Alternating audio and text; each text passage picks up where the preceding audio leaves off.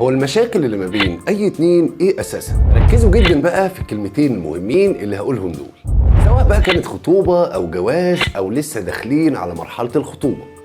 تمام، نسمع ناس يقولوا لنا ان فترة الخطوبة لما بتطول المشاكل بتزيد، فلازم ايه بقى نجهز نفسنا بدري بدري ونتجوز بسرعه. بنسمعهم بيقولوا كده، مش انا اللي بقول. ونسمعهم بقى هم نفس الناس اللي لما الناس دي تتجوز يقولوا في مشاكل ما بينهم لانهم مش متفاهمين مع بعض. طب ما بالكم بقى اللي لسه كمان داخلين مرحله الخطوبه برضه بيحصل ما بينهم خلافات.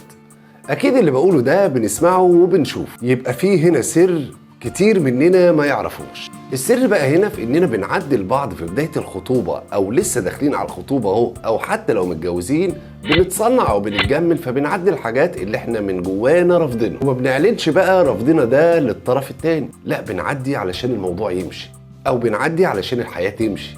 لا بنكون بقى واضحين مع نفسنا ولا مع شريك حياتنا. لازم من البداية نكون متفقين مع بعض على شكل حياتنا هيكون ازاي. تدخل بقى اسرتك او اسرته من البداية كده ده شيء مش مبشر ومش كويس. الكلام اللي قلته ده بقى مظبوط ولا في حد ليه رأي تاني؟